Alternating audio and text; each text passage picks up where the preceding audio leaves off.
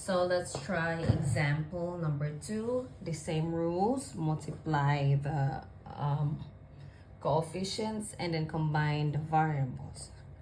So here we have 4x squared and negative x to the power of 5. So always remember that when you multiply its coefficient, you have to bring the signs too. Don't just multiply 4 and 2, but you have to bring the sign of negative 2. Okay, so let's do step 1. Oh, wait. So step 1, multiply its coefficient, the numbers. So this is going to be 4 multiplied by negative 2. The answer is, let's equal. The answer is negative 8, correct? And now for step 2, combine